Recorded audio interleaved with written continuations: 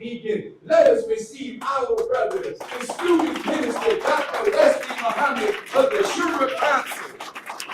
Thank you, beloved. Come on, brothers and sisters, we can do better than that. All praise is due to Allah, not some of the praise.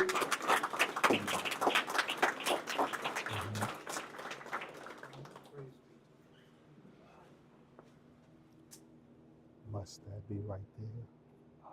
I need some place to put this stuff. Okay.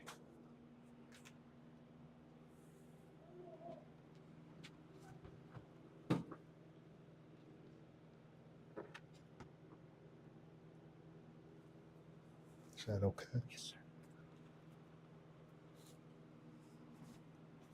In the most holy name of Allah, who came in the person of Master Fard Muhammad, to whom all holy praises are forever due.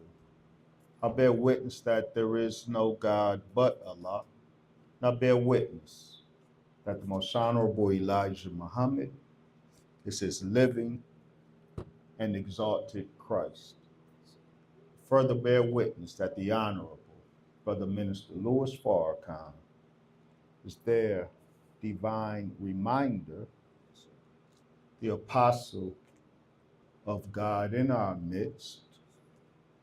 And now we can proudly declare to the world the Jesus of whom the world has been awaiting and looking for the last 2,000 years.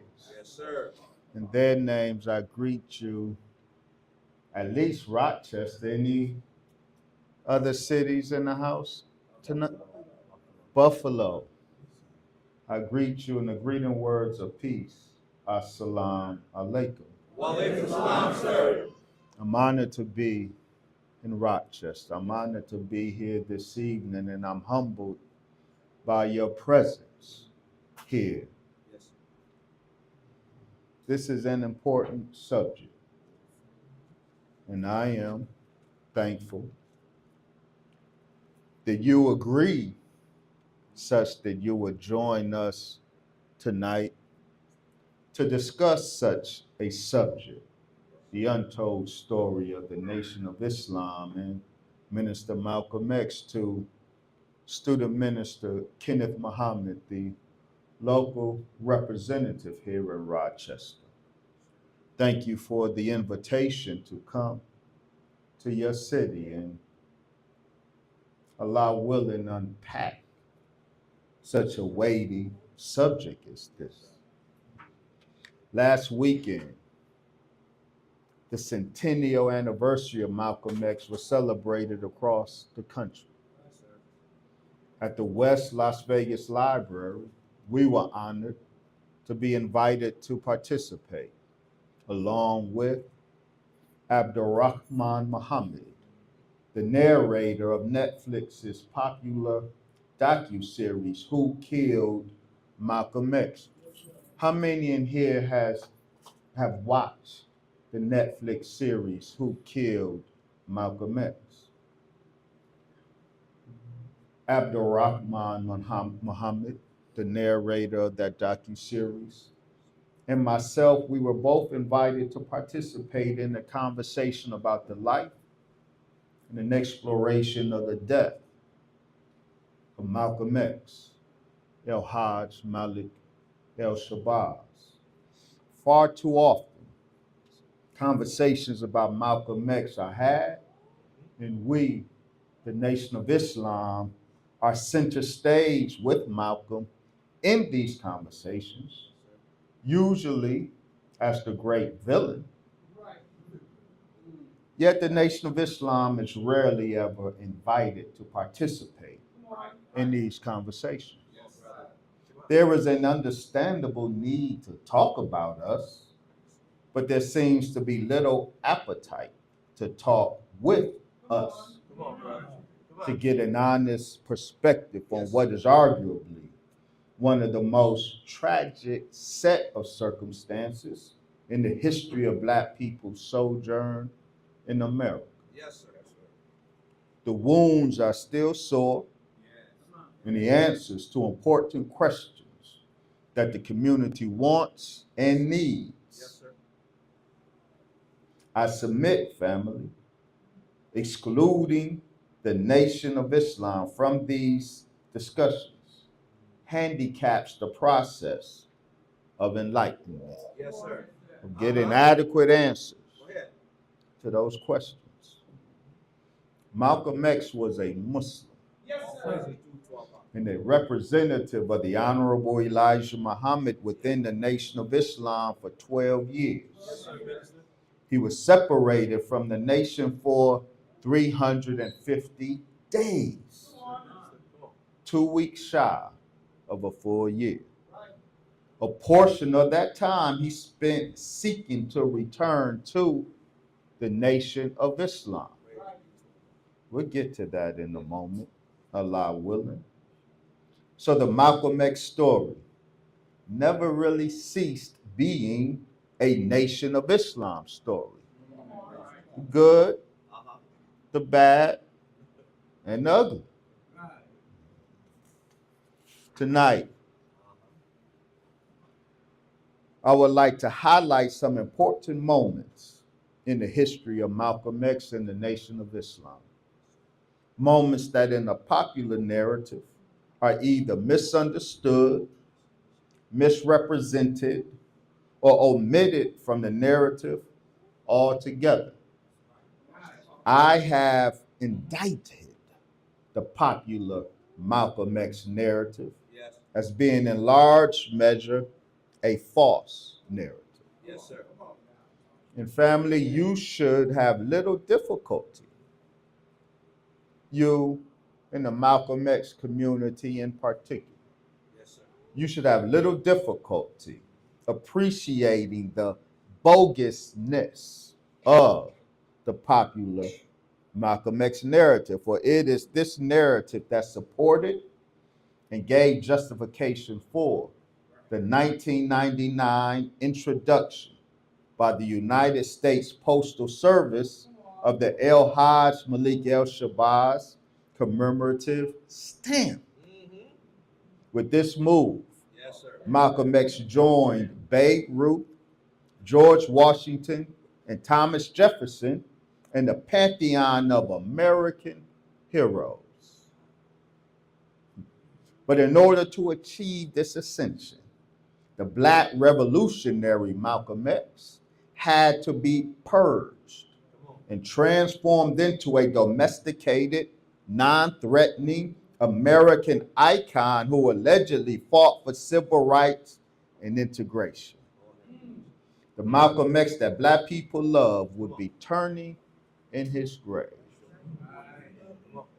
And a Malcolm X narrative that supports this transmogrification of him into an American icon is a narrative that has betrayed Malcolm X. Yes, sir. We honor him not by regurgitating the treacherous narrative in which he has been imprisoned, Yes, sir. he and his legacy. We honor him better by sharing some truth that can help free him and free his legacy from the confines of that treacherous narrative. I and others have expended considerable energy Yes. deconstructing the Malcolm X false narrative, which hinges on 4 dramatic acts. Act 1, disillusionment. Malcolm X allegedly found out things about his teacher and benefactor of 12 years, and what he found out so disillusioned him he can no longer have faith in or follow his teacher, resulting in Act 2, his departure from the Nation of Islam, now suffering a spiritual crisis, unable to recognize any longer the divinity of his teacher, the righteousness of his teacher. He had no other choice but to depart from the Nation of Islam. His departure followed by an epiphany.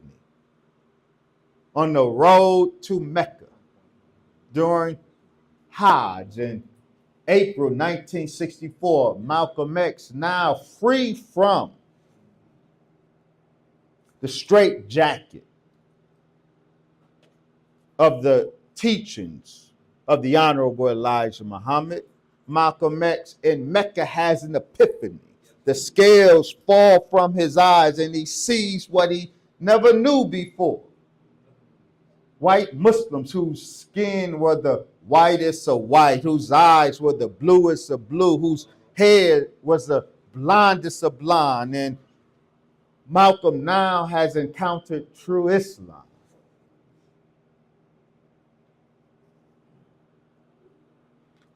This epiphany lead into Act 4, fratricidal murder. His former colleagues, his former members of the FOI cannot countenance Malcolm's evolution, his growth beyond the parochialism of what the Nation of Islam had, and no longer able to stomach it. They committed the gruesome crime of murdering Malcolm on February 22nd, 1965, in front of his pregnant wife and daughters. Yes, sir.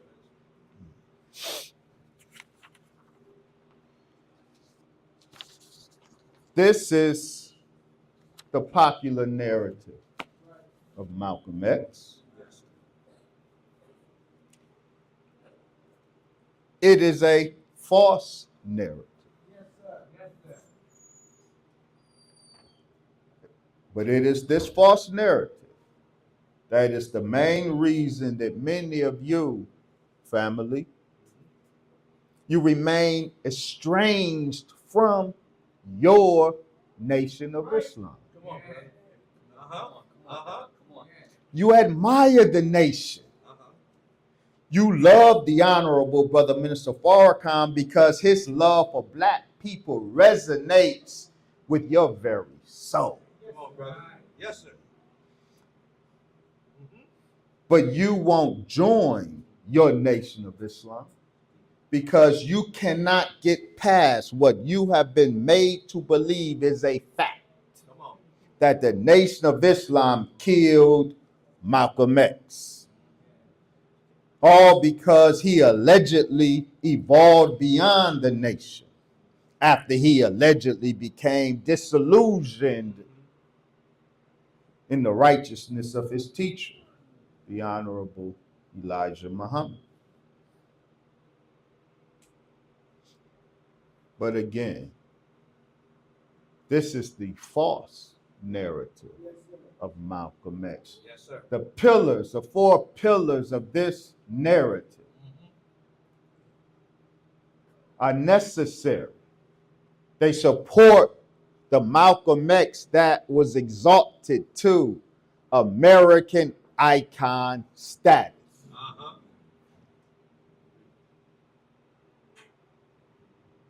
If you were more acquainted with the truth of Malcolm X and the Nation of Islam, if you could peer behind the veil of the false narrative of Malcolm X, you would not be running from the Nation of Islam.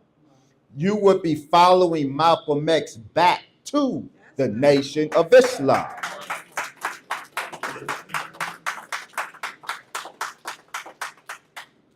Of course, in the time that we have, we can touch on only a few points this evening, and Allah willing, open it up that you may question, that you may challenge, that you may interrogate as you see fit what we put on the table this evening, because it is my desire that we all leave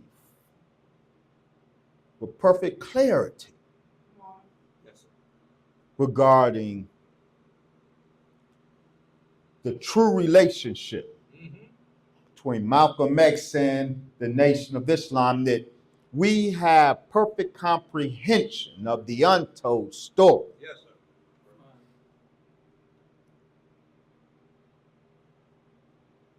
Because we can only touch on a few points tonight. There are 3 questions that we would like to shed light on. For the answers that are generally offered to these questions have been wrong and mischief making. Come on. Yeah. Come on. 1, why was Malcolm X sat down by his teacher, the Honorable Elijah Muhammad, Yes, sir. in December 1963? 2, why did Malcolm X leave the Nation of Islam in March 1964? 3, who killed Malcolm X in February 1965?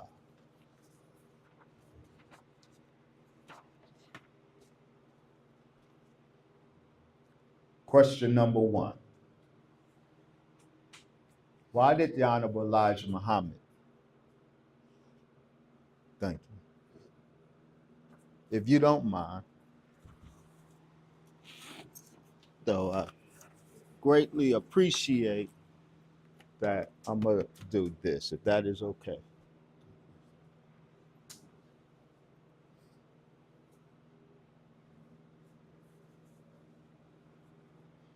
There's much mischief making regarding this point. Was the Honorable Elijah Muhammad jealous of his fiery minister Malcolm X, his eloquence, his setting the country on fire? Jealous such that he felt he needed to muzzle his student?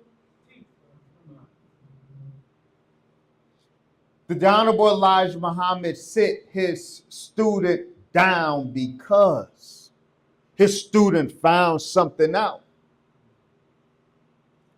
that the Honorable Elijah Muhammad did not appreciate? So we conspired to, in the words of Zach Kondo, he decided to take Malcolm down. Is this what happened in December 1963?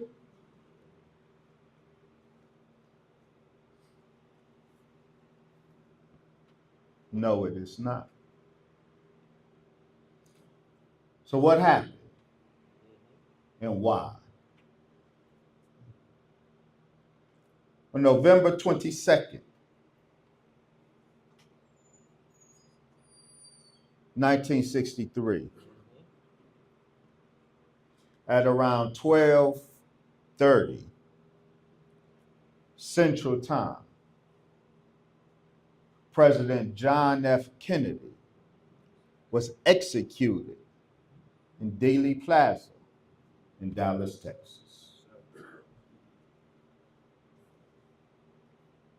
That was a Friday. Every Friday evening, the Nation of Islam held and holds meetings, Yes, sir. regular scheduled meetings. On this Friday, November 22nd, 1963, a meeting started at 8 o'clock, and Malcolm X, the minister of Temple Number 7 in New York, promptly and punctually began our meeting and was teaching at the rostrum when a call came from headquarters from Chicago. Yes, sir. The call was from the Assistant Supreme Captain of the Nation of Islam, Elijah Muhammad Jr., the son of the Most Honorable Elijah Muhammad. Malcolm's local captain, Captain Joseph, received the call as Malcolm was on the rostrum teaching. The assistant supreme captain instructed Captain Joseph to go retrieve Malcolm from the rostrum. I have a message from my father to him. Captain Joseph proceeds to follow his instruction and whispers in Malcolm's ear that headquarters is on the phone, and Malcolm's response was, "Did you tell them I was teaching?" They had anticipated that reply from Malcolm, so they had already sent Captain Joseph with the response to Malcolm. So Captain Joseph said from Assistant Supreme Elijah Muhammad Jr., quote, "It's 8 o'clock. We start mosque meeting at 8 o'clock, not a minute before, not a minute after. So we already know that you're teaching, Minister Malcolm. We still want to talk to you. A message from my father." Malcolm reluctantly dismounted the rostrum and took the call, instructing his captain, Captain Joseph, to get on the other end. The message that Elijah Jr. communicated from his father, the Most Honorable Elijah Muhammad, to Malcolm X was thus, quote, "Brother Minister Malcolm, my father told me to tell you, we're calling all over the country that John F. Kennedy was assassinated and that we should not say anything in a derogatory way whatsoever because the man was the president of the United States and that people love him and he has influence. And if we say something other than what we're supposed to say, then it will cause my followers to start getting killed in the streets. And I don't want that. So I'm calling you in advance, Brother Minister Malcolm, letting you know, do not say anything."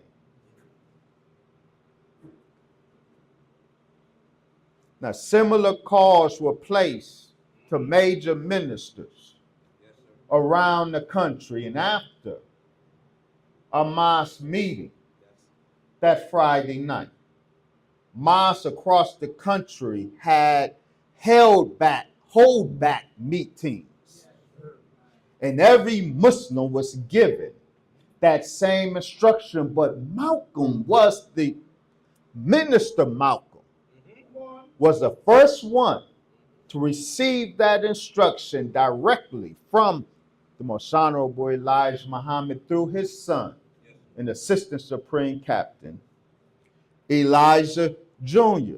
John F. Kennedy was a beloved president. He was charismatic. He was young. He captivated white people. In 1963, the Nation of Islam was still dealing with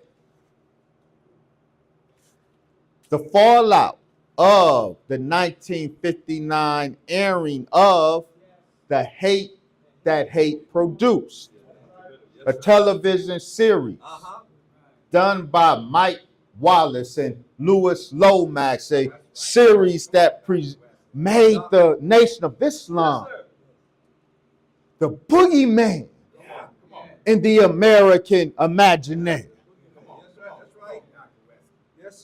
So with white America's beloved president shot down execution style in the streets of Dallas, Texas, the last thing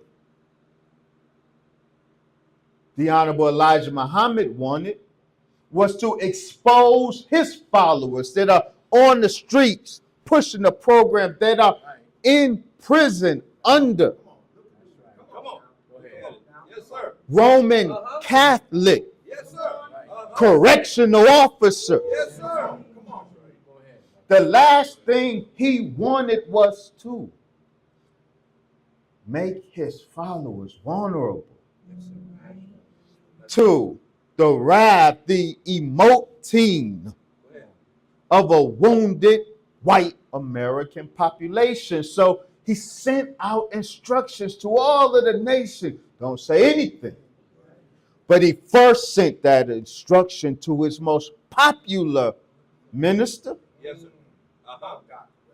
Yes, sir. Minister Malcolm X.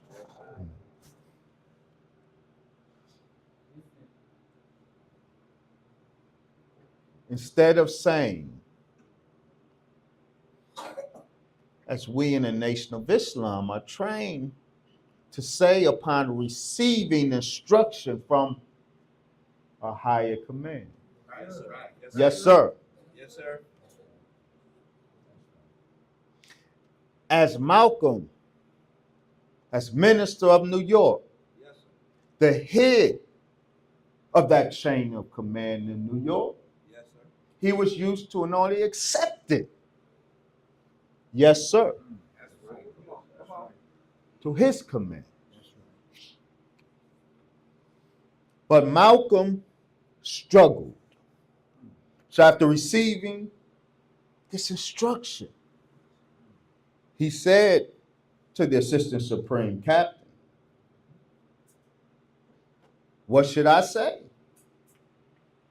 about the assassination if asked? The reply was, quote, my father said that we should say that we are sorry about the death of our president. And we are. We don't mock white death. We don't mock any death. Yes, sir. Yes, sir. That's how we as Muslims are trained. Every death is a lesson for us, and the death of the enemy is not a cause for us to rejoice. Come on. Come on. Come on. Come on. We are civilized people. Yes, sir. Good to teach. Good to teach. Yes, sir.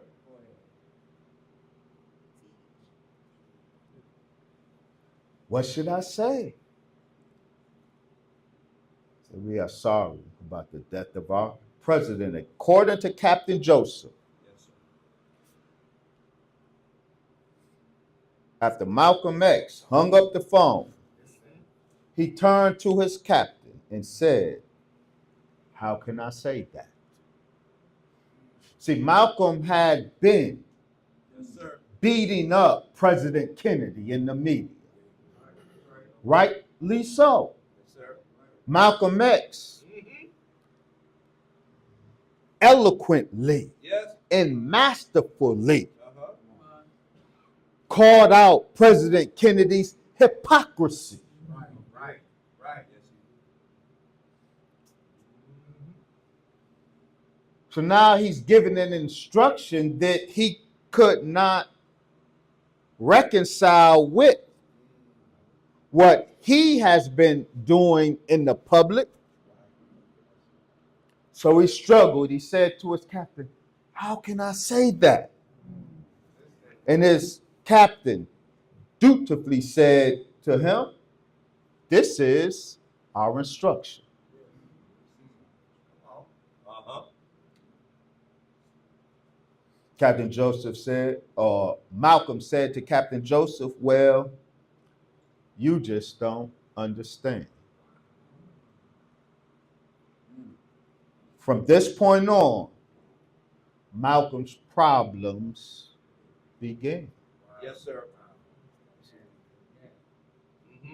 Malcolm, as a chief executive in New York, he taught discipline. Right. Yes. Right. He enforced discipline. Yes, sir. He expected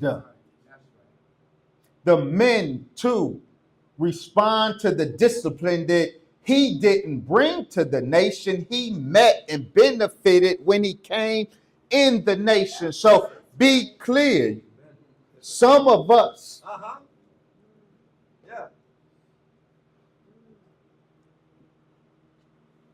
think we should give Malcolm a pass.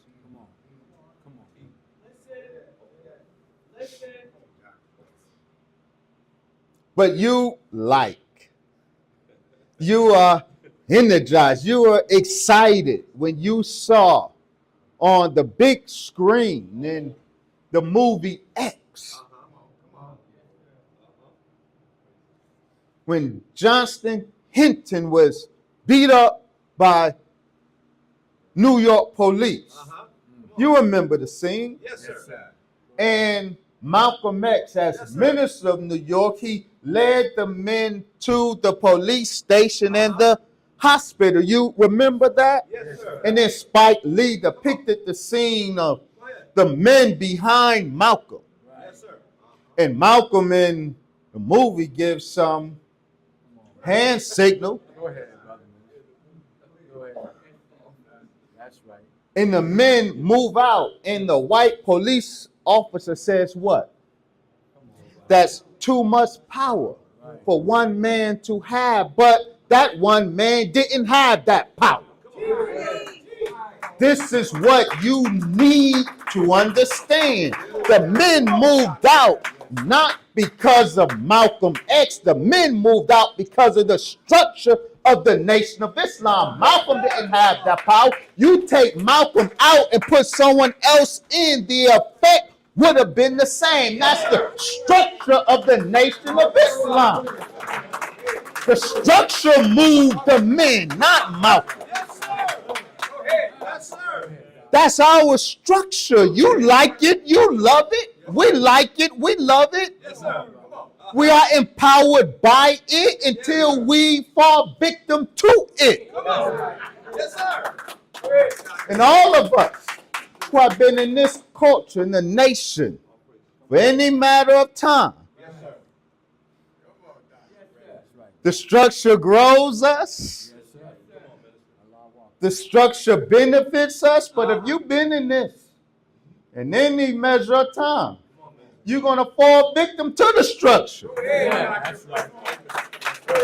Because the structure ain't no respecter of person. In Negro culture, y'all are respecter of person. But not in the Nation of Islam. Ain't nobody above this structure. That's right. Go ahead. Go ahead, sir. Go ahead.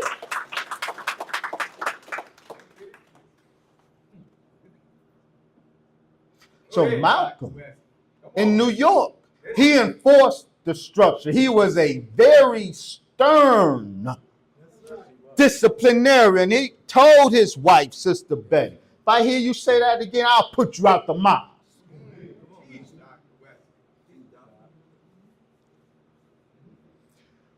But when it was his time to respond to discipline, he did not respond as he should. So the Nation of Islam had invested in an appearance of the Honorable Elijah Muhammad in New York at the Manhattan Center was scheduled for December 3rd. Given the state of the country, the Honorable Elijah Muhammad thought it best to cancel the event, not trigger the wounded beast. Yes, sir. Yes, sir. Because it is not that we are taught to tell truth regardless of whom or what. So we must tell truth if put in a situation. We're not going to lie.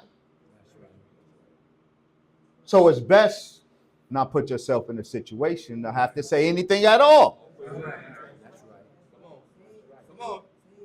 So the Honorable Elijah Muhammad was going to cancel his appearance at the Manhattan Center, but Minister Malcolm appealed to him that we in New York, we had invested already so much. Can I go in your stead, dear holy apostle?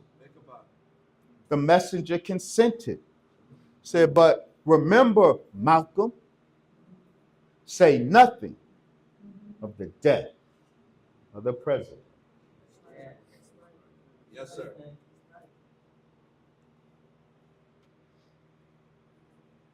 Malcolm delivered a wonderful lecture from his prepared words. And he got through the lecture problem free, but before he started, he committed an error because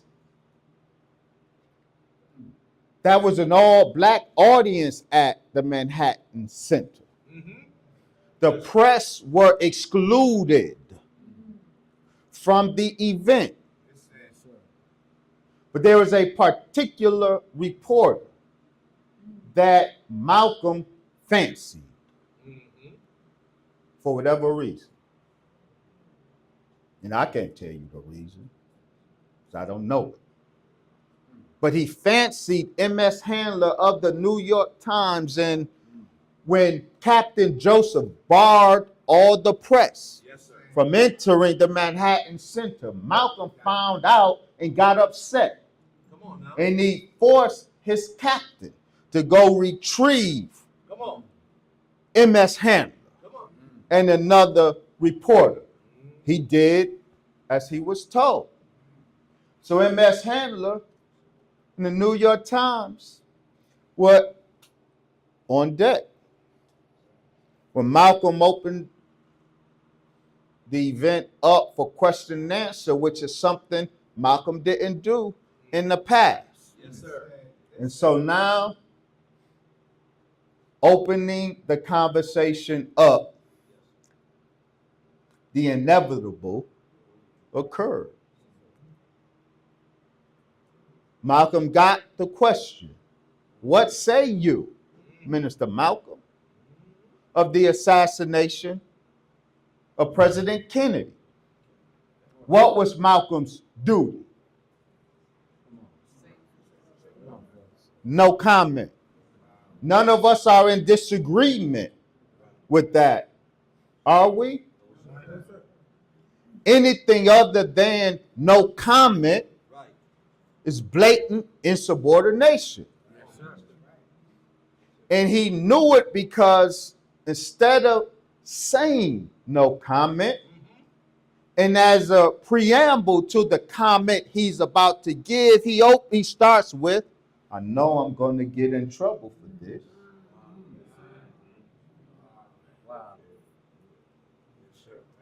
And then he proceeds to give his answer, and most of you don't know his answer. You think his answer was a simple, truthful statement of, well, the president's assassination is a case of the chickens coming home to roost. And you say, why the Muslims all got their boxes all in the bunch? Because Malcolm said it's a case of the chickens coming home to roost. That's true. Why sit your number one minister down for speaking such truth? Well, not only was it a blatant violation of an instruction, but also he didn't end his comment there. He didn't end his remarks as a simple state of political analysis. In fact, he said, well, it's a case of the chickens coming home to roost. And me being a farm boy myself, I'm never sad when chickens come home to roost. In fact, I'm glad when chickens come home to roost. So it went out. MS Handler blasted the headline in the New York Times. Number 2 of the black Muslim is happy at the death of the president. Malcolm can't accuse them of twisting his words. He gave them that in violation of direct instruction from his higher command, the highest command in the Nation of Islam. And dear family, you cannot excuse Malcolm. It doesn't matter what your culture says and does. Don't judge us by how it's done in Negro culture, because Malcolm wasn't a member of your Negro culture. Y'all want to give him a pass, and Negroes give each other passes for committing the most egregious of crimes. So no snitching, huh?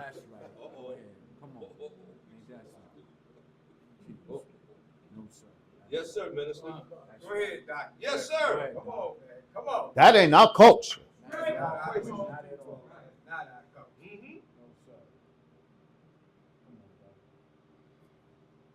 Malcolm's comment not only was it a paramount example of insubordination, it put Muslims at great risk, because he did justify the headlines Muslims exalt in the death of the president.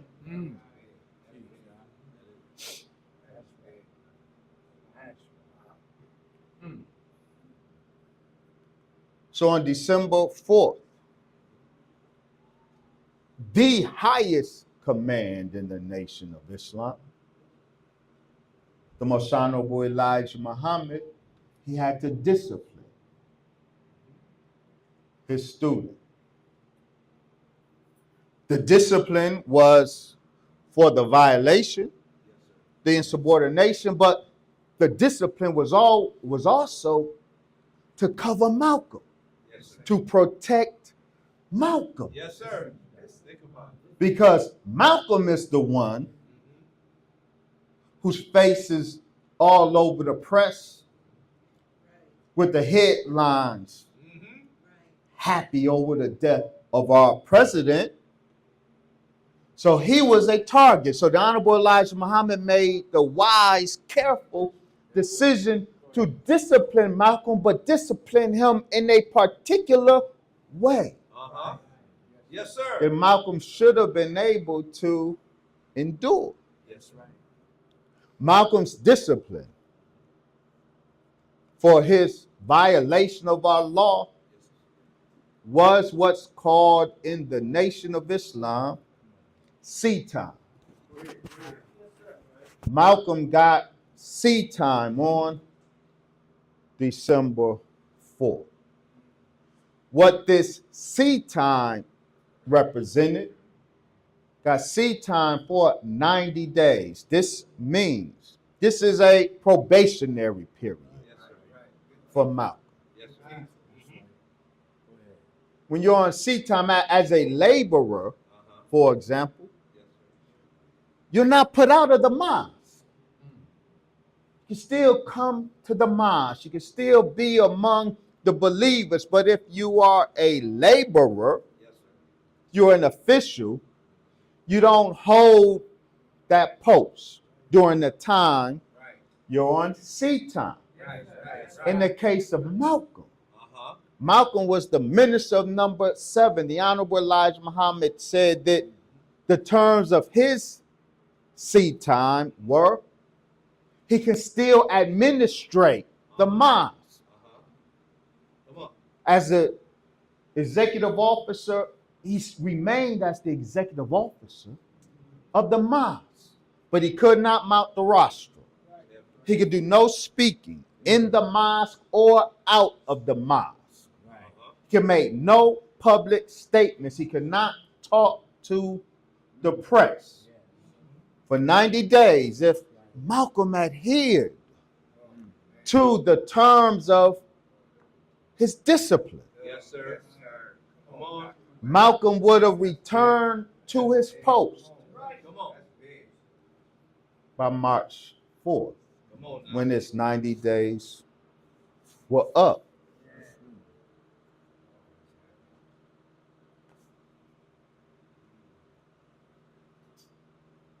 I don't know. Let me be very transparent.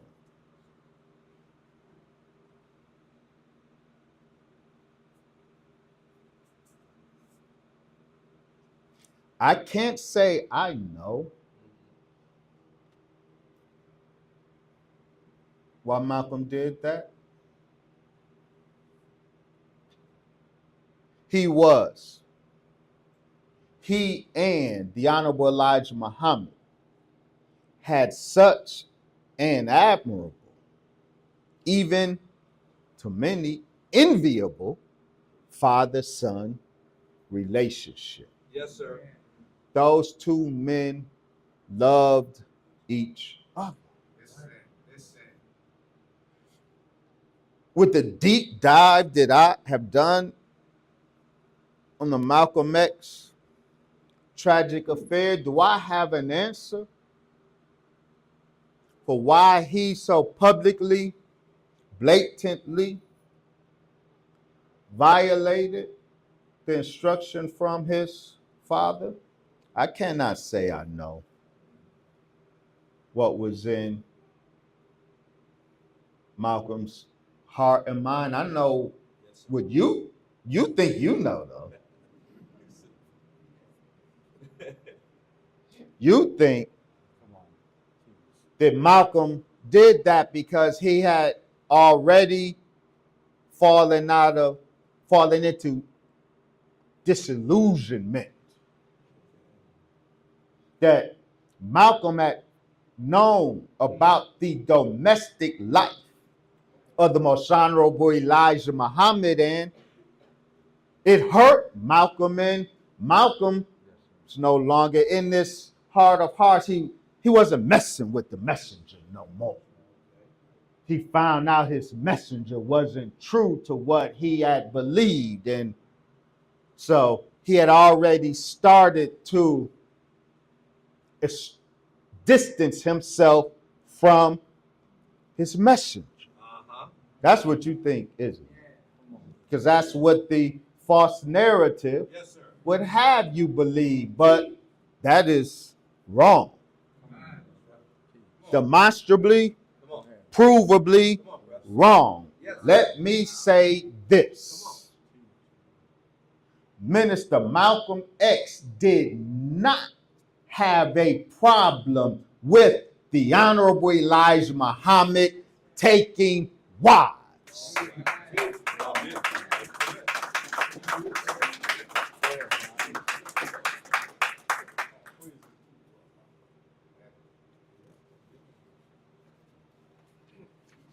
I know. You're having trouble right now. Be patient with your brother. We're going to surgically disentangle this thing, Allah willing. And it has to be done surgically because the spider web is an intricate organism. The spider spins a very intricate web of deception, and to extract us from it, we got to do it carefully. Go ahead, Doctor.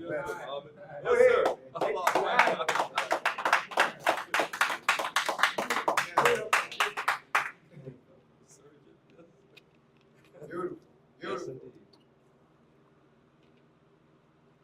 So I'm going to say it again, and you can quote me on it.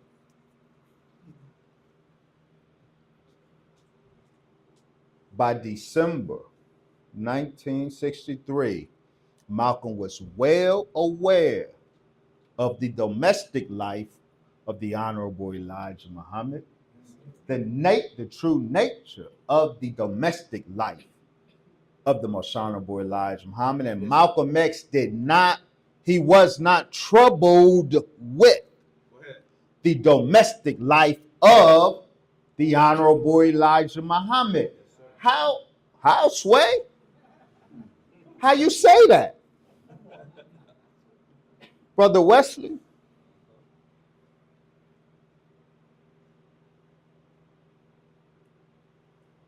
The Nation of Islam, from that day to this day, Yes, sir.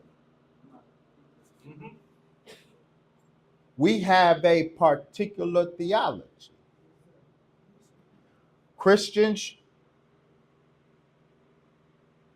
it's not your theology necessarily, so you may not agree with it. Muslims from the Orthodox Muslim community, it's not your theology, so you may not agree with it. I'm not going to argue theology tonight. I want to have something to say tomorrow, though. Come out. But right now, I want to make the point, it doesn't matter that what we believe isn't what you believe. What's important to this discussion is what we believe, and in particular, what Malcolm X believed. Yes, sir. And a particular theological point of our teaching that Minister Malcolm X was the champion of in teaching is this. We in the Nation of Islam understand the Bible and the Holy Quran to be only minimally books of history. Right. That is to say, only 25% of what you and I read in the Bible. Yes, sir. For example, about this man, Jesus Christ. Yes, sir. Only 25% of what we read in the Bible about Jesus is a historical record. Yes, sir. The remaining 75% of what we read in the Bible about Jesus is not history when it was written. It was written as prophecy, as a future record of a man who will emerge in a later time. That's what prophecy is versus history. Likewise, it is our teaching now and then, and no one taught it better than Minister Malcolm X. Yes, sir.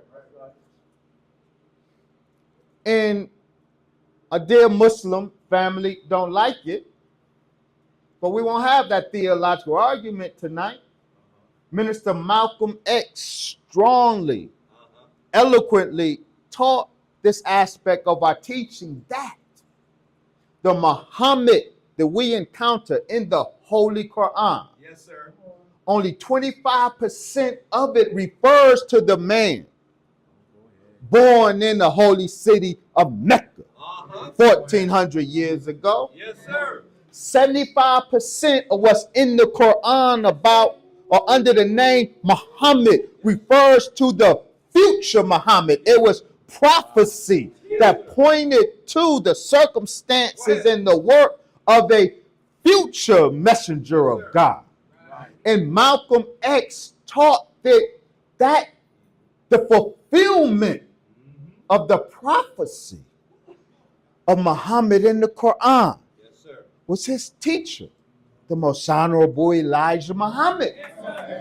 This is critically important. You don't have to agree, but you got to understand it if you are going to understand Malcolm X Yes, sir. and the Nation of Islam and what transpired. Yes, sir. Listen to what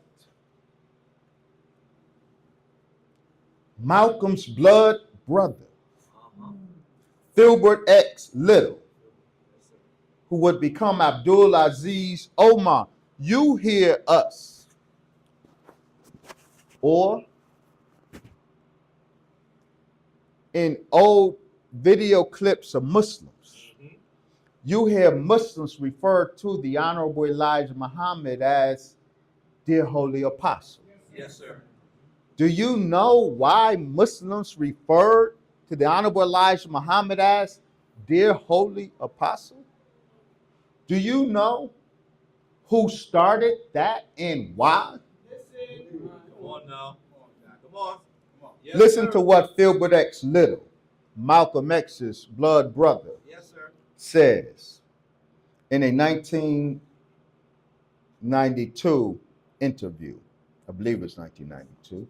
He said this: as Malcolm began to teach and get more and more power, he began to tell us that Elijah Muhammad was a holy man. This is what Malcolm is teaching the people. Yes, sir. As he's growing in his ministry and his understanding. His brother Filbert, or Abdul Aziz Omar, says, Yes, sir. he began to tell us that Elijah Muhammad was a holy man, and that Elijah Muhammad was the one that was prophesied to come, and that he was the fulfillment of the prophet Muhammad that we read about. Yes, sir. This is what Malcolm is teaching the people.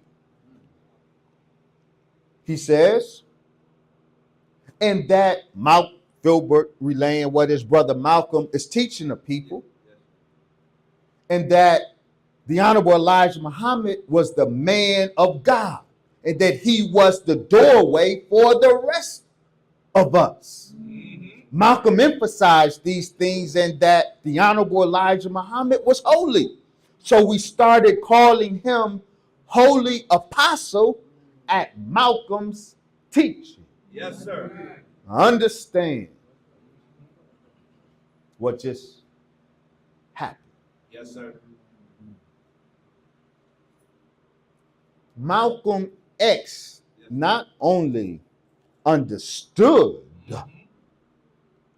but was at the time the most effective teacher in helping Muslims to understand that the Honorable Elijah Muhammad is the fulfillment of the Muhammad of the Quran. Yes, sir. And because Malcolm understood the most honorable Elijah Muhammad to be the true Muhammad of the Quran, he understood him to be holy, and and after him the Muslims. Yes.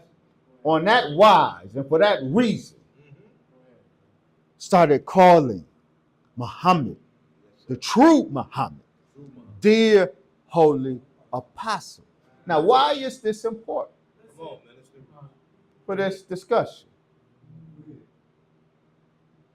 The Muhammad of the Quran, whom the most honorable Elijah Muhammad fulfilled, that Muhammad, on the instruction of his God Allah, took 9 wives.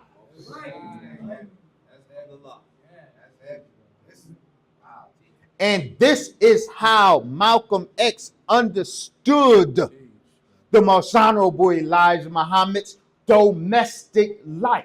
He understood it to be in fulfillment of what is written of Muhammad. Muhammad was always going to take 9 wives. Don't get all holier than thou on us, Christians, because far be it from any Muslims to get self-righteous on us? That's correct.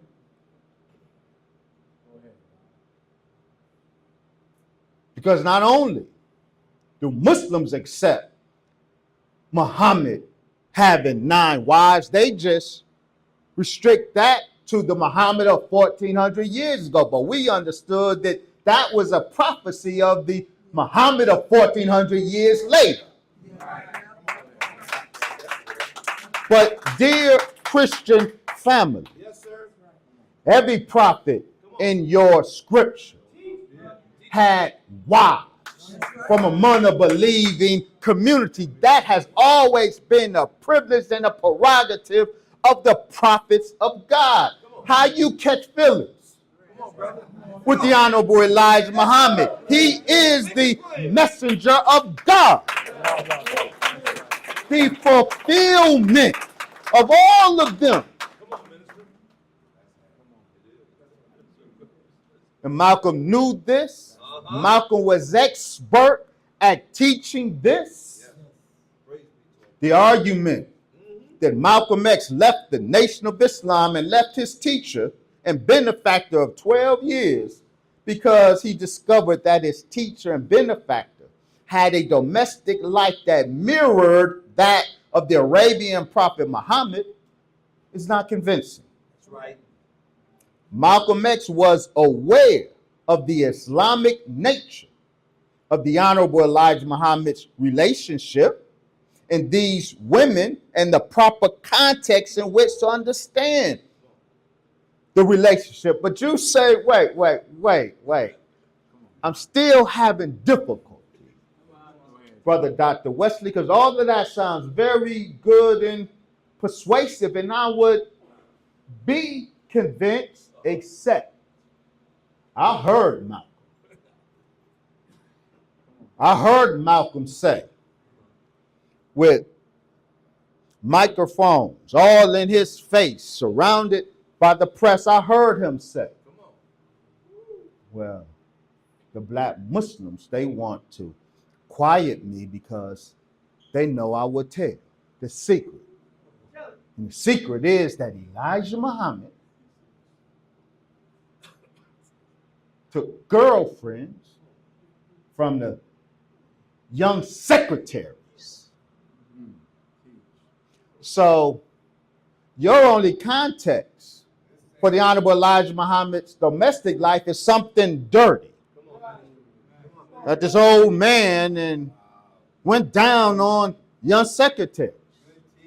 And you got that from Malcolm. You heard him. I heard him. Then what you talking about, Brother Dr. Wesley?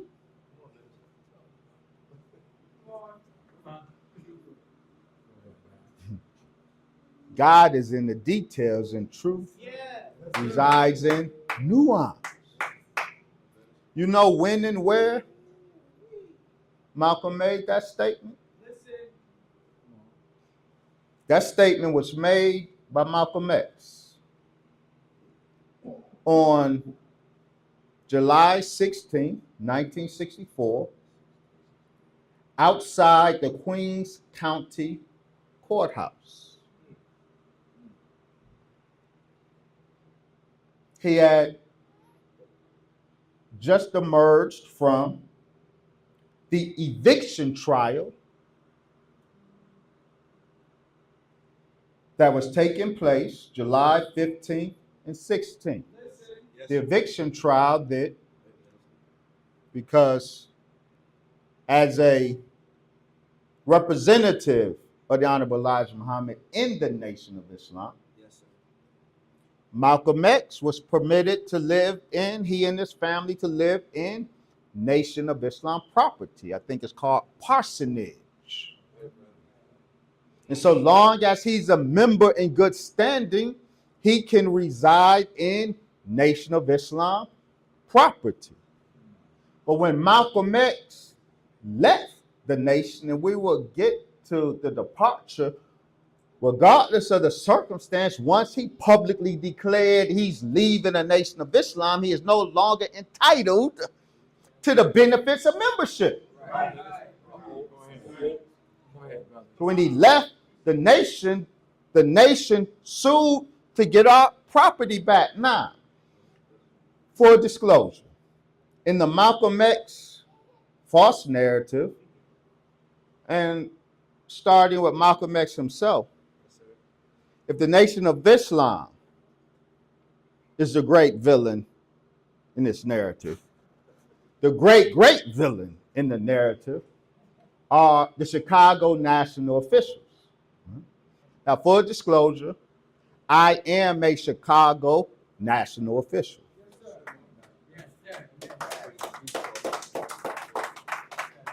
So I have a perspective. Yes, sir. I know the culture.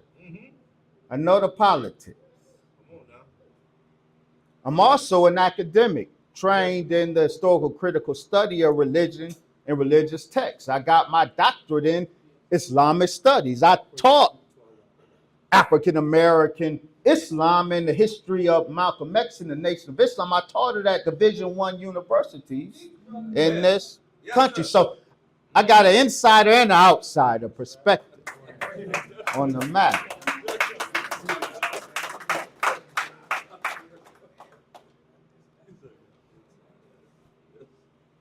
But all of us who are blessed to live in Nation of Islam property, and I'm thankful, me and my family are so blessed. And I'm very aware that if you hear Brother Wesley on the news tomorrow declaring my independence from the Nation of Islam, if I convert to Catholicism, well, they're going to have to put me and my family up. They're going to have to find me and my family someplace to live. Because the Nation of Islam ain't going to host me and my hypocrisy.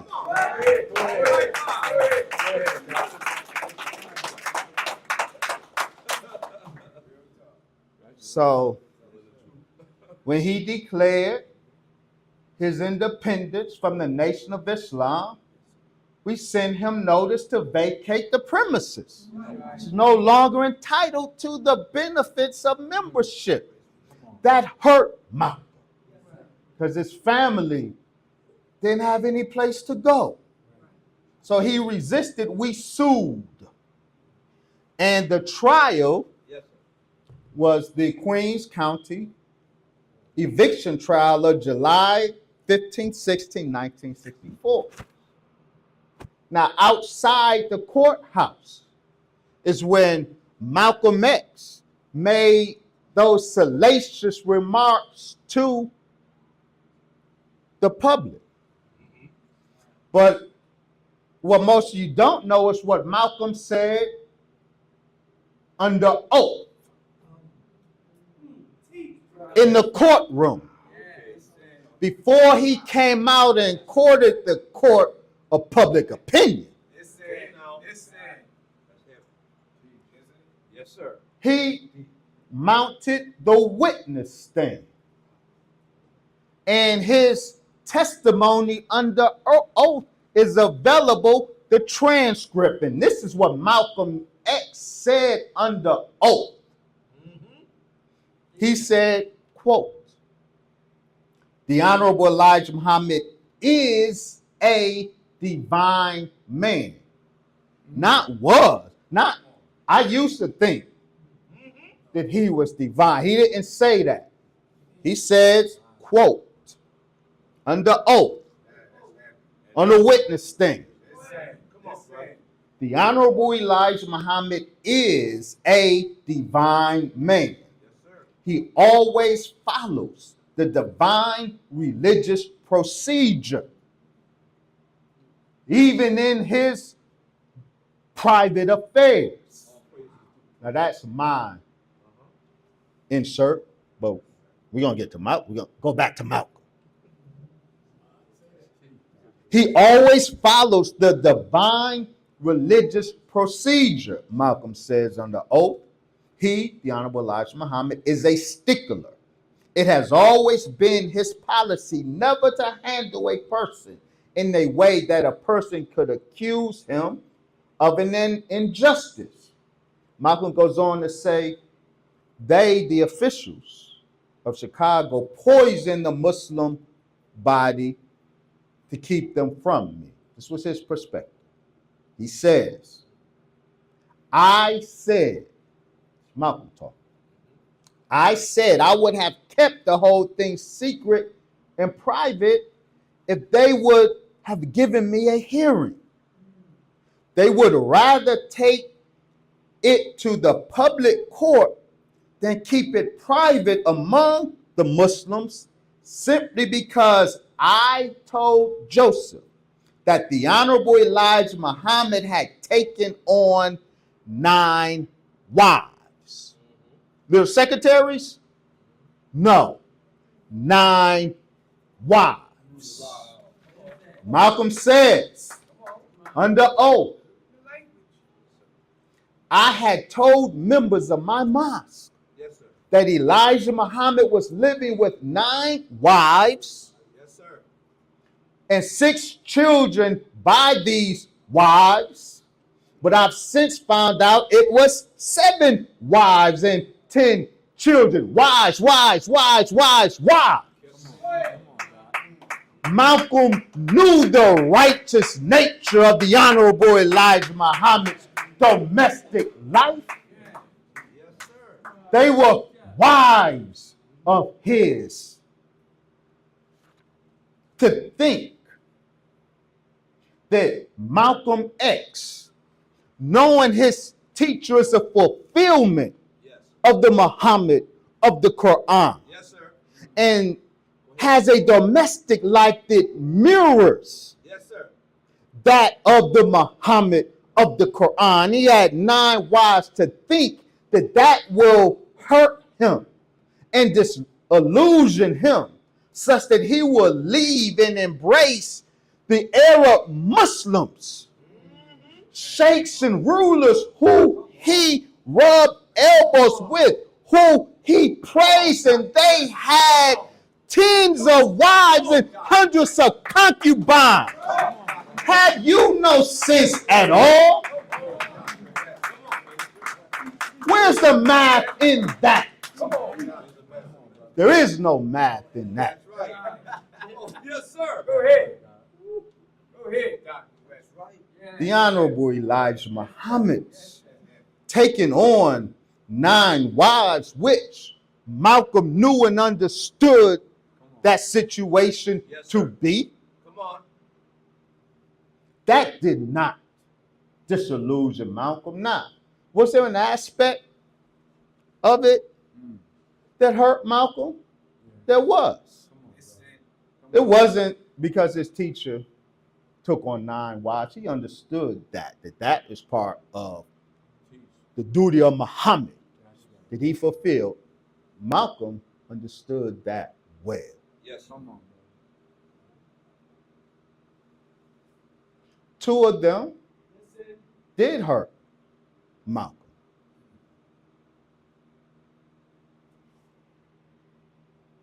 It did. I'm not going to get into that right now. But Malcolm himself had considered 2 of them to be a wife when he decided to take a wife himself. Yes, sir. And to find out from an angry and bitter Wallace Muhammad, son of the Honorable Elijah Muhammad, who did not believe in the God of his father. Yes, sir. And was constantly being put out of the nation by his father as a result. To hear from him, Malcolm heard from him that these 2 particular sisters had become a wife of the Honorable Elijah Muhammad. That did hurt Malcolm.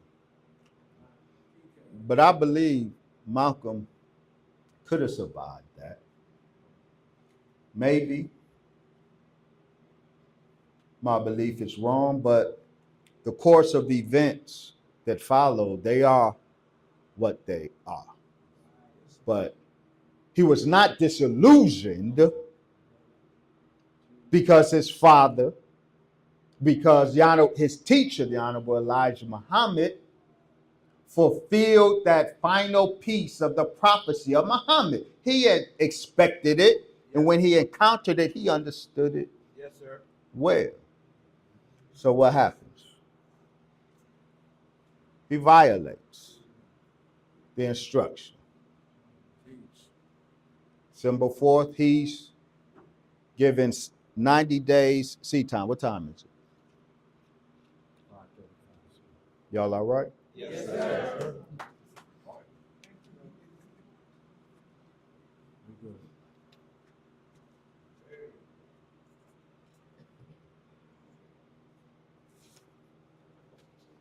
He's given 90 days seat time. The terms of which were you administrate the mosque,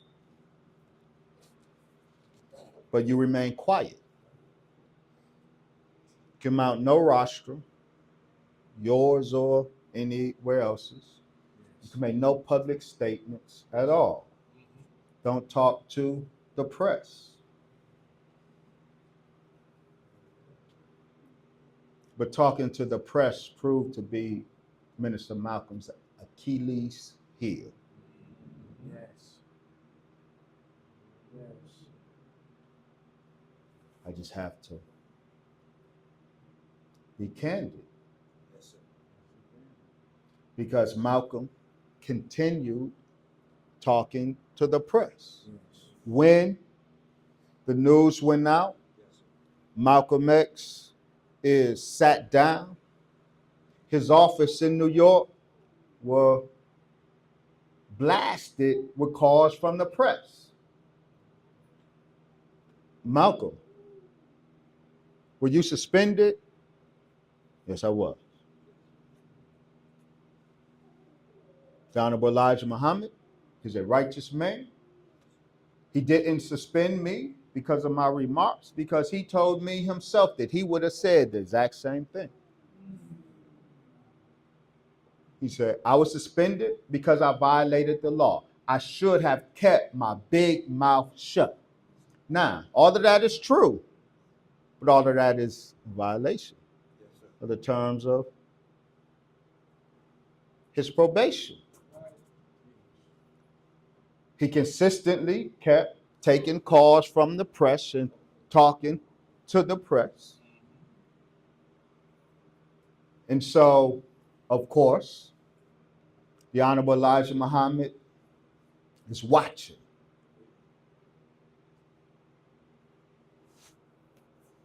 Malcolm, to put his continued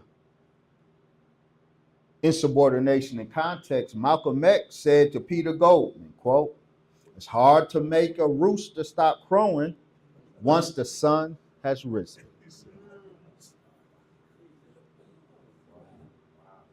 He couldn't stop crowing. So never a microphone was put in his face, he would respond. So, of course, the Honorable Elijah Muhammad is watching his student. And it all comes to a head. January 2nd, 1964. This is the part that most don't know. Malcolm said in court, if they would have just given me a hearing, Malcolm had a hearing. It was a very disingenuous remark. Malcolm would publicly claim that he deserved a hearing before the body of the believers. That ain't our culture. Not the hearing. Your hearing is before the laborers of the mosque. The execution of the law is before the body of the believers. But the hearing is before the laborers. And Malcolm X had his hearing on July 2nd, 1964. He was flown to Phoenix, Arizona, and his hearing was before the Honorable Elijah Muhammad, Supreme Captain Raymond Sharif, and the National Secretary John Ali. And because the FBI had the Phoenix home and the Chicago home thoroughly bugged. The FBI were a fly on the wall of this hearing, and the proceedings of the hearing are available in the file. Now, this hearing, because of Malcolm's continued disobedience, the Honorable Elijah Muhammad said to Malcolm that he did not take his spanking well, that he did not handle his trial at all. And so on that day, Malcolm X's status transitioned from C time to what's called in the Nation of Islam F time. F time is excommunication from the community. For the given time, 90 days, a year, 5 years, for the Malcolm's case, indefinitely. For the given time, you're removed from the community. You can't come among us. And no believer in good standing can fraternize with you, can have any dealings with you other than a return of the greeting if I am, or if you are on F time for a year and I see you out. If you say, Assalamu alaikum, Brother Wesley, as a Muslim, I'm duty bound to return the greetings, wa alaikum salam. But as a member under this law, I am forbidden to say anything further. If I engage you in further conversation, if I'm caught fraternizing with a member in bad standing, then your 1 year F time becomes my 1 year F time. Yes, sir. Malcolm was strict on that day. He was removed from his post as national minister and as minister of Temple Number 7 in New York. The Honorable Elijah Muhammad said he hated to see a man get up the ladder and fall backwards. The Honorable Elijah Muhammad did not enjoy doing this. This was his son. Yes. Not his flesh, but more than his other sons. Yes, sir. But Malcolm is busted because of his continued insubordination. He's put out the community indefinitely. The Honorable Elijah Muhammad said, I want to see you be quiet. He let Malcolm know he can come back. I'm watching. I want to see if you can be quiet. Yes, sir. Now, Malcolm has known about the domestic life of the Honorable Elijah Muhammad for over a year. 1962, he encountered it himself. He encountered the wives of the Honorable Elijah Muhammad. He helped the Honorable Elijah Muhammad out in a situation dealing with his wives. Yes, sir.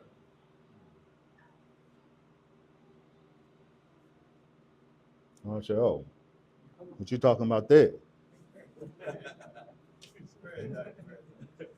You think I'm capping? Okay. Probably in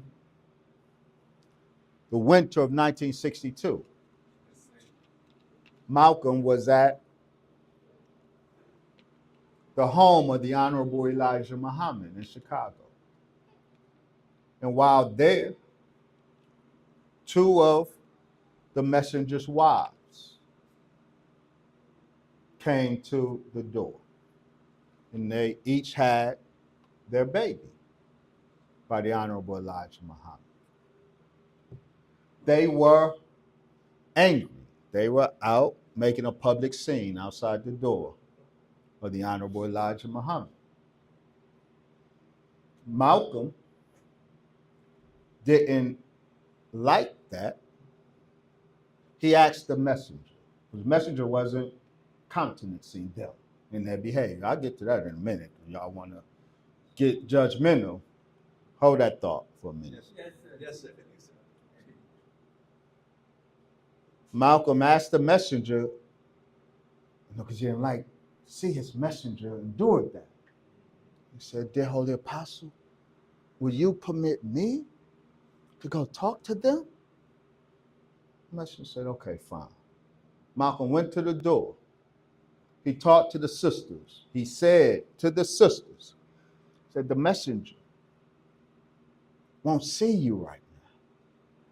But if you allow me to call a cab, put you in a cab and take you home, the messenger will talk to you later. Can you agree to that?" They agreed and they left. This is 1962. Malcolm had intimate knowledge, firsthand knowledge of the domestic life, the ups and downs of the Honorable Elijah Muhammad. And all of us got ups and downs in our domestic life. Don't judge him.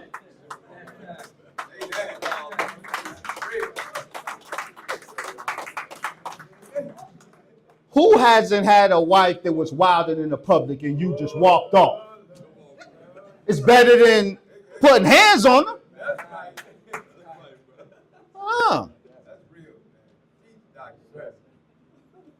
You causing a scene in the public? I'll walk off and leave you. Now, the messengers of God aren't free from the very mundane trials and travails of human relations. They got their problems with their wives like we do. We got so many problems with our one wife, or maybe you got 3 girlfriends and 4 girlfriends, and you got a boatload of problems. But the difference between you and the messenger, the difference between us and the messenger is that our homes ain't bugged. So our part of the domestic troubles ain't in no FBI record to be accessed by haters. What if how you responded to your wife when you felt she was wilding on you, or your girlfriend? Let me stay over here. What if how you responded to your woman when you thought she was out of pocket? What if we read that in the book? Yes, sir. Okay. So that happened. So Malcolm had intimate knowledge of the domestic life of the Honorable Elijah Muhammad for a year before his hearing. January 2nd, 1964, where he's now removed. Now, this is what's important. Malcolm knows intimately his teacher has wives. Is Malcolm disillusioned? Is Malcolm hurt? Did Malcolm lose faith in the divinity of his teacher because of what he knows of his teacher taking wives? When he returned from Arizona, having been busted from his post, having been excommunicated indefinitely. So no time was put on it. The messenger said, I want to see if you can be quiet. So what was 90 days C time is now indefinite F time. I'll let you know when you can come back. Yes, sir. Malcolm deeply hurt. Malcolm spent all of January writing to the Most Honorable Elijah Muhammad, begging for forgiveness, begging for readmittance. Brother Wesley, you lying. Okay.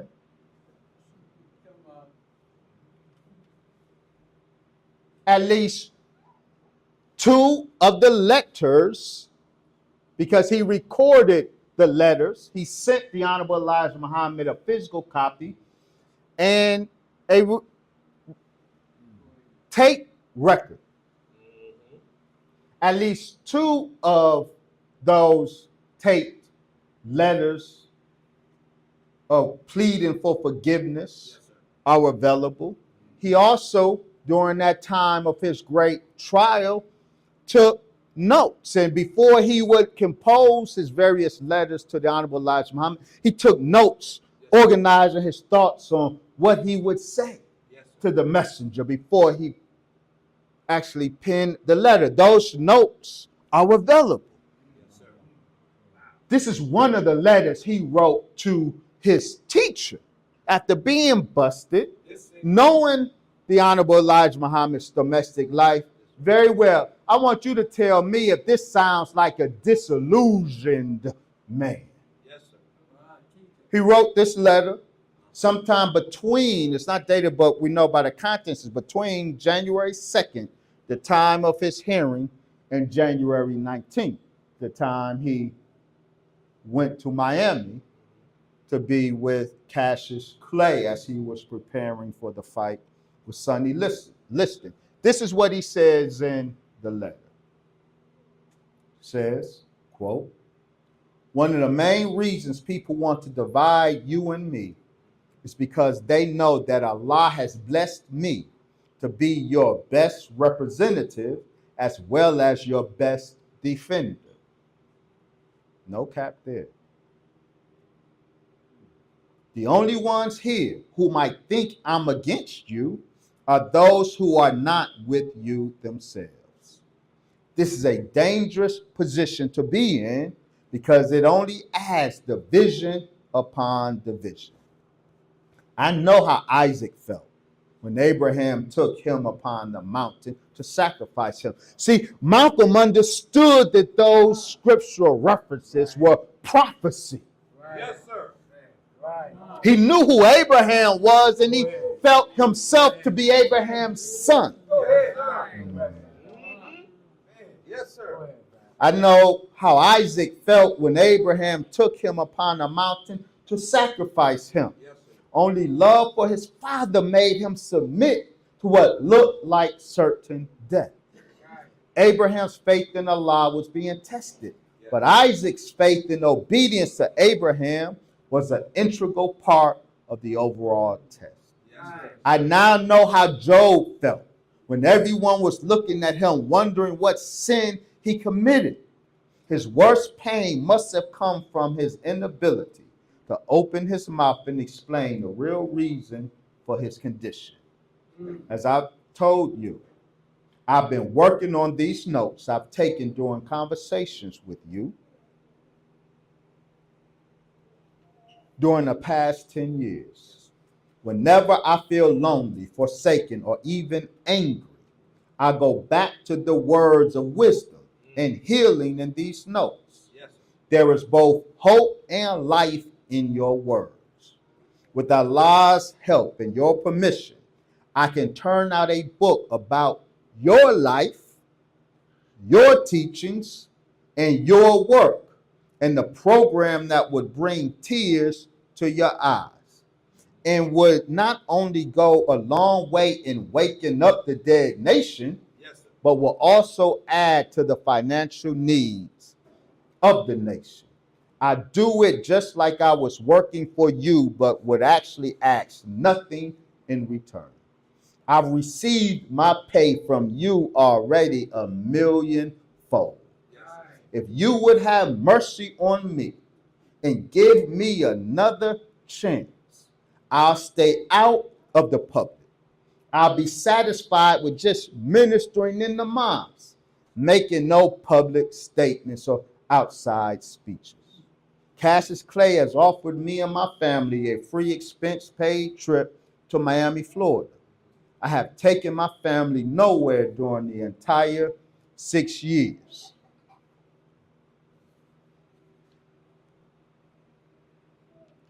My wedding anniversary is January 19th, and I'm contemplating acceptance of this offer, which is a blessing, a honeymoon.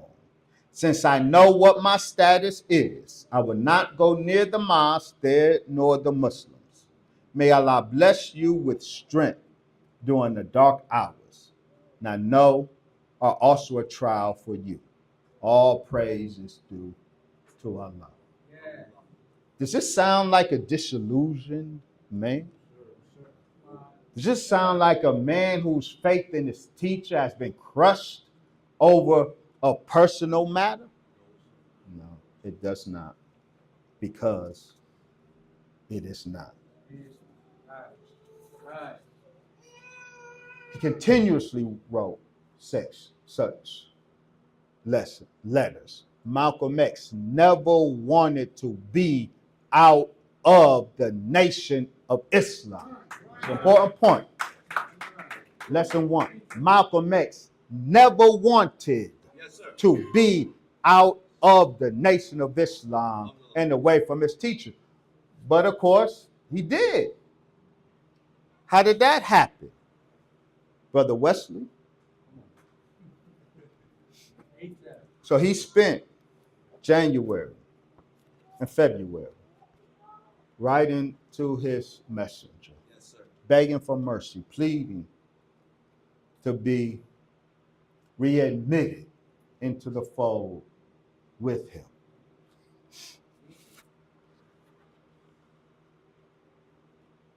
For whatever reason, while doing this, Malcolm still had the 90 days on his mind, even though his status transitioned. And so, approaching March 4th, the time that his 90 days were to be up, he wrote the Honorable Elijah Muhammad asking about his status. On March 5th, the Honorable Elijah Muhammad wrote him back. The Honorable Elijah Muhammad told Malcolm that he was drunk over publicity and leadership, and that because Malcolm continued to disobey his orders, this is the detail, even if he started being quiet and was permitted back in the fold, the Honorable Elijah Muhammad told Malcolm in that letter he would never give him Temple number 7 back again. Now, this is what triggered Malcolm. Malcolm coveted New York. New York was the big state in America. And Malcolm was desirous of being. He was over Philly, DC, and a number of mosques, but he wanted New York.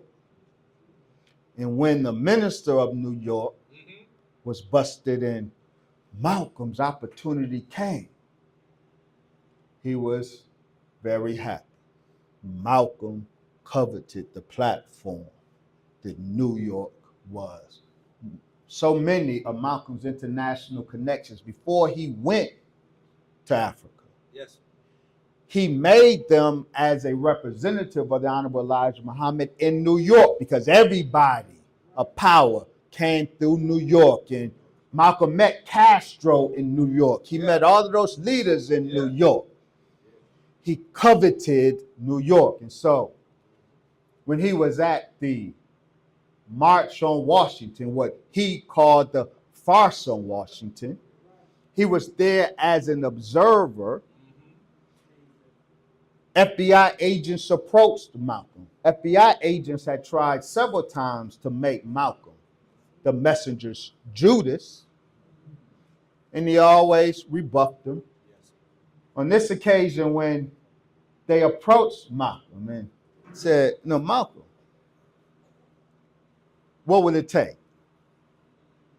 How many millions can we give you?" Malcolm said, "I don't want No, millions. He said, give me New York. Now, of course, he was a minister in New York. He said, give me New York. Now, of course, it was tongue in cheek. Malcolm didn't wittingly work for the FBI, but that speaks to where Malcolm's heart was. Malcolm's heart was New York. So when the Honorable Elijah Muhammad said he had no intention of giving New York, giving number 7 back to Malcolm, quote, no matter what he did, the messenger said, because if I did so, you would set up a crew 100% for you, Malcolm, and not with the officials in Chicago. Malcolm received that letter telling him that he has a future in the nation, but he has no future. His reign in New York was over. He got that letter March 5th. On March 8th, Malcolm X got into his car and he drove to the home of M.S. Handler, the New York Times reporter. Yes, sir. And at the table with Handler and Handler's wife, Malcolm X told that white reporter that he is leaving the Nation of Islam. On March 8th, M.S. Handler printed the story in the New York Times. Malcolm X splits from the Nation of Islam. He would come to regret that, as I want to speed to y'all, okay? Yes, sir. You sure?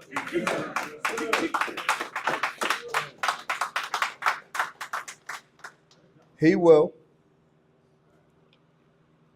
express his regret, but he was triggered. He left not because of disillusionment over his teacher's righteousness. He made the decision to not bide his time, not wait it out,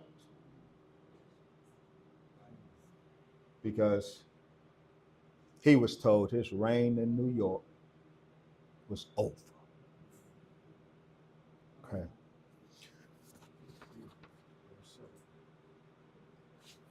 When he announced on May 8th that he was leaving the nation, he went out of his way to pledge loyalty to the Honorable Elijah Muhammad. Again, this whole narrative that Malcolm fell out with his teacher, that Malcolm could no longer follow Elijah Muhammad because what he knew. You can say, well, he told the line while he was in. Well, what reason did he have once he left the nation? When he declared his independence, because in declaring his independence, he also declared that he remained a loyal follower of the Honorable Elijah Muhammad. On May 11th, 1964, at a press conference, Malcolm read a telegram he sent to the Honorable Elijah Muhammad. Now, he announced that he's out of the nation. He announced that he's forming his own organization, Muslim Mosque Incorporated. But he's compelled to send this telegram to the Honorable Elijah Muhammad and make it public. And what did the telegram say? Quote, the national officials there at Chicago headquarters know that I never left the Nation of Islam of my own free will. See, for Malcolm, the enemy was always the Chicago National Laborers. It wasn't the Honorable Elijah Muhammad. Even though the letter was from the messenger, I'm not giving you back New York no matter what. But for Malcolm, it was the Chicago niggas.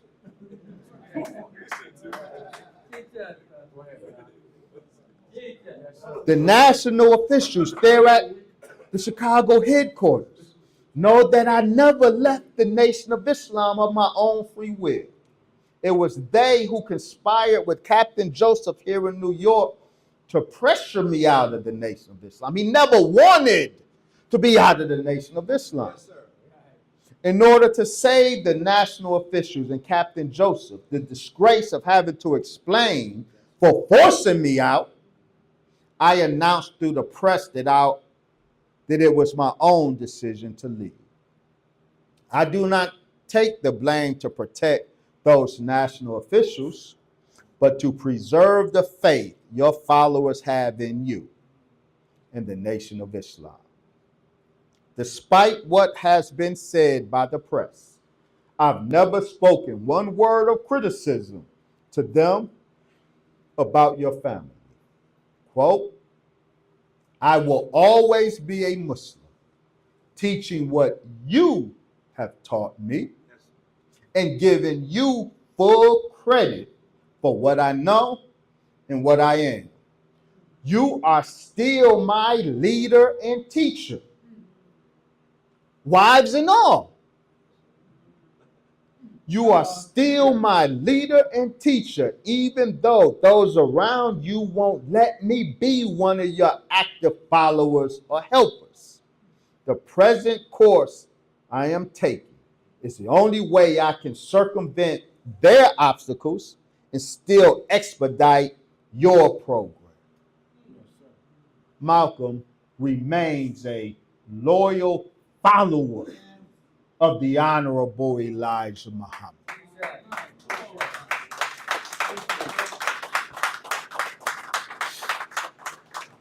I got to run through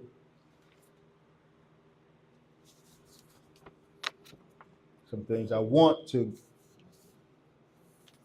close this up, deal with the assassination, and land the plane.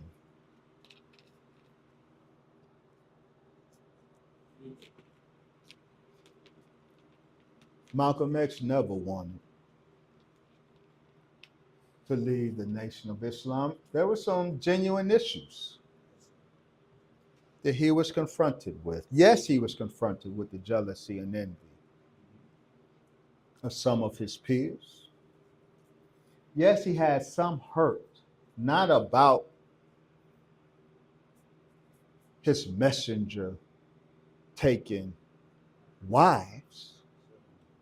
He had some hurt about one or two of the selections. He did. Malcolm was angry and triggered by learning that he would not get New York back. And that anger caused him to make the move that he did. That was impulsive. And I said, Malcolm regretted that later.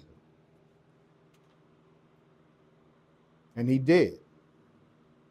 Because the weeks leading up to his assassination, Malcolm was trying to get back in to the Nation of Islam. Yes, sir. Yeah. Mm-hmm. There was a hard summer. There was a hot summer. Yes. Things got hot in June in particular. But there were some altercations. There were some fisticuffs. No, the FOI wasn't running around seeking to assassinate Malcolm X. Absolutely not. The Most Honorable Elijah Muhammad gave everyone instructions, leave Malcolm alone. Yes, but Wesley, what is there was all of this ruckus, all of these people getting beat up. Yeah, and those that did, they deserve to get beat up.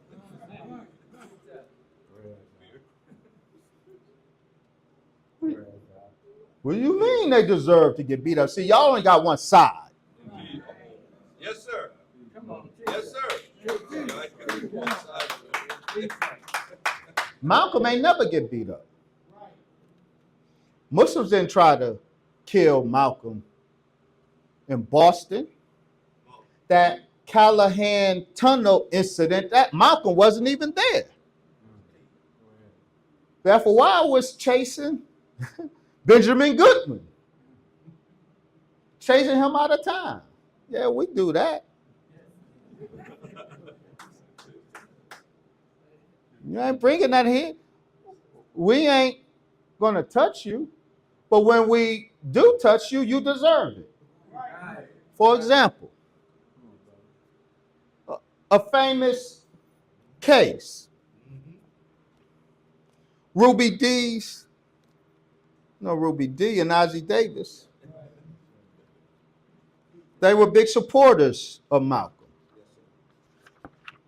And their relative, Tom Wallace, I believe it was. Hold on.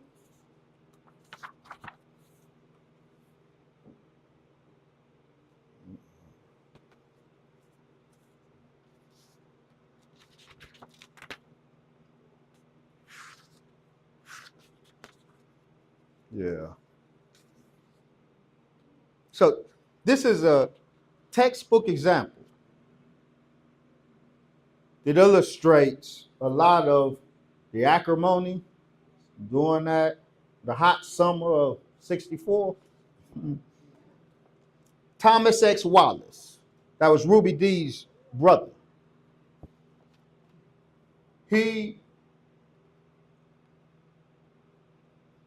had joined the nation, but then left with Malcolm. On June 22nd,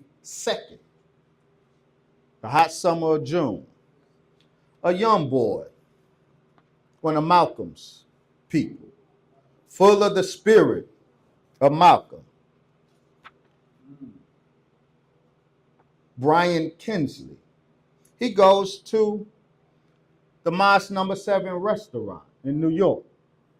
Restaurant owned by Nation of Islam Assistant Minister Larry 4X Prescott, who will come to be known as Minister Akbar Muhammad. Minister Larry, he's in this restaurant minding his own good Muslim business. The young, fiery Brian Kinsley, Malcolm X follower, decides to go to the restaurant and hang out and then start talking a whole bunch of crap, yelling obscenities as patrons are coming in and out. So Minister Larry comes out and smacks the young boy. Well, he's grown, he's young in relation to Larry, but you come aggressing us. You obstructing business. You causing a problem. So Larry slapped him and chased him away. Ruby Dee's brother, Tom Wallace, angry at the incident, he decides to come back with a rifle. Now, the Nation of Islam, then and now, we are forbidden to carry weapons.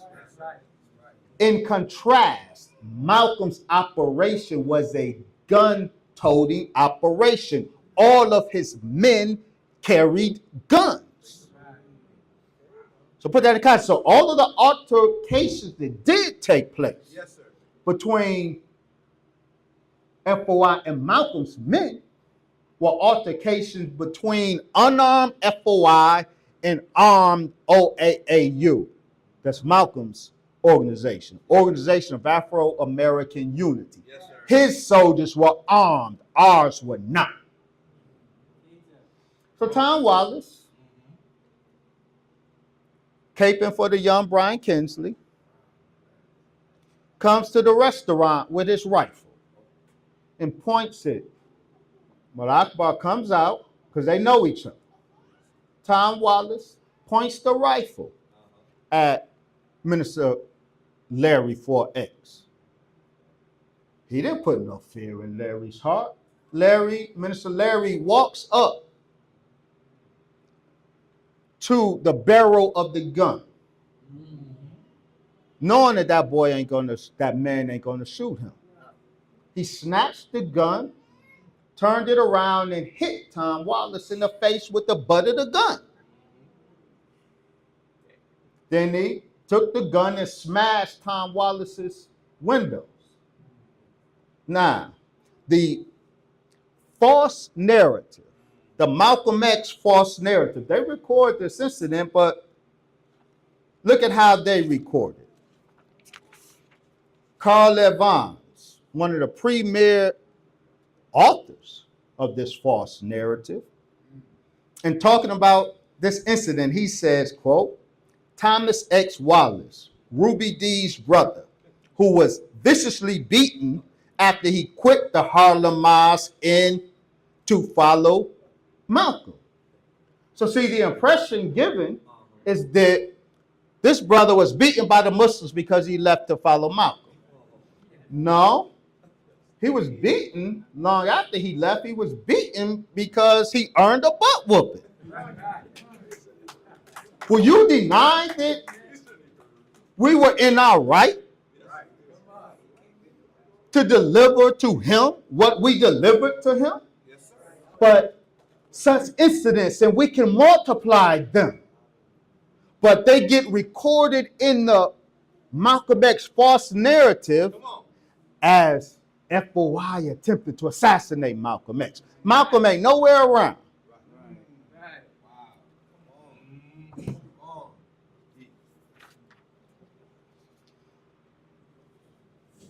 So the summer is hot, June, but Malcolm leaves in July for his second leg of his tour in Africa. And while in Africa,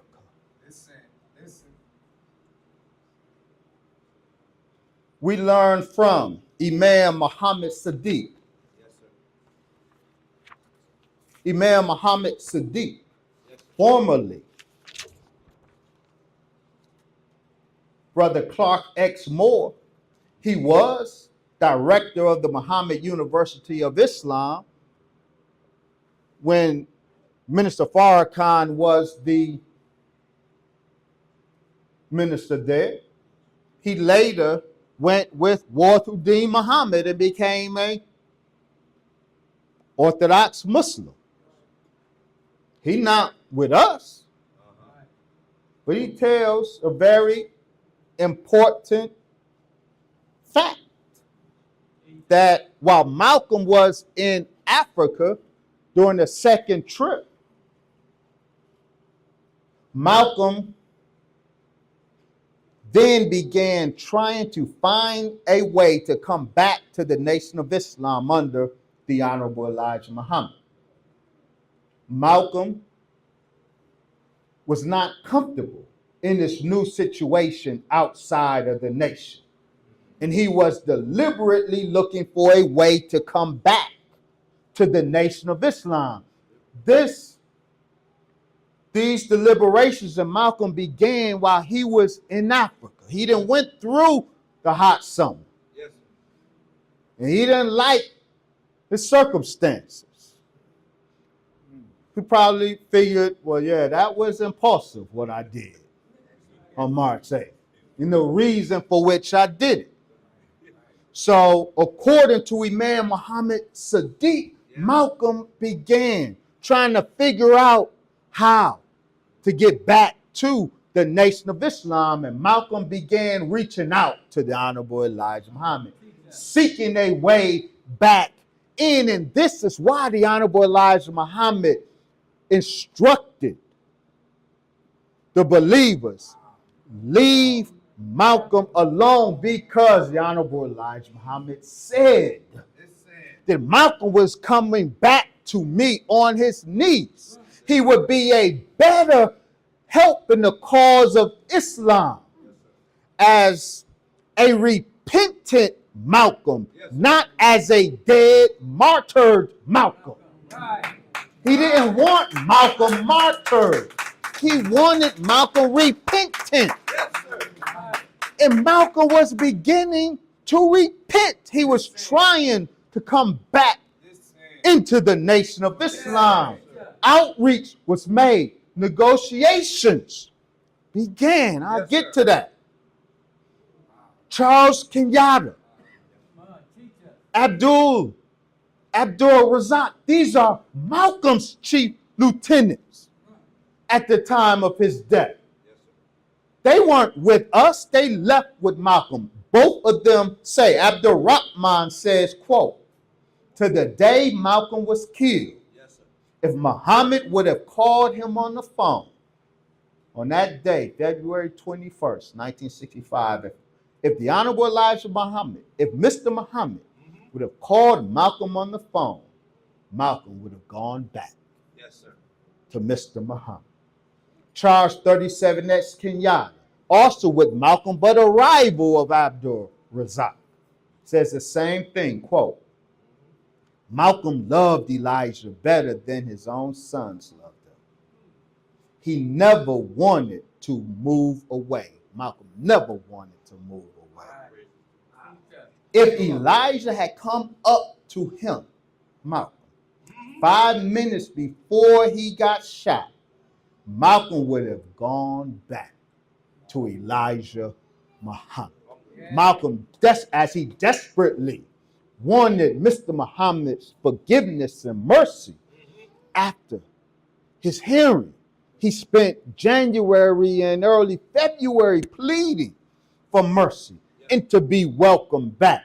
Circumstance led to what it led to, but after July, Malcolm is trying to swim back now. The prodigal son is trying to return to the house of the father, as the Honorable Miss Louis Farrakhan said. And none of these men are with Farrakhan. He said most people don't know that Malcolm tried to get back in to the Nation of Islam before he was assassinated. So why would he come back? If his faith was broken, why would you come back? It's because he realized that the nation made Malcolm, and Malcolm helped to make the Nation of Islam. So we have 4 witnesses. February 26, 1965, the New York Daily News gives details. Revealed Malcolm and Muhammad held peace talks. After his break with the Black Muslim movement, Malcolm X conferred secretly several times with Elijah Muhammad. But he and the Prophet, leader of the Muslims, could not agree on terms of his return to the parent organization. The news was told last night. The Prophet would accept Malcolm back only in a humble position, and the young Negro extremist refused to disband his own following. The New York Post revealed similarly, Malcolm himself initiated peace talks with Muslim chief Elijah Muhammad more than once in the 11 months between their split and Malcolm's death. It was learned Malcolm conferred secretly with the 67-year-old Muslim leader several times in Chicago. Muhammad reportedly offered to take Malcolm back into the Muslim fold in a subordinate position if he would disband his own movement. But the 30-year-old Negro leader would not accept either proposition. Malcolm, the record is clear. Malcolm never wanted to be away from this. He made a decision due to circumstances to leave, and he regretted that decision. And he tried before his death to swim 9,000 miles back home. So Malcolm X cannot be your excuse to stay away from the Nation of Islam. If you follow Malcolm X, follow him back to the Nation of Islam. There is much that could be said, but I'm going to land the plane on that note. Assalamu alaikum. Alaikum salam, sir.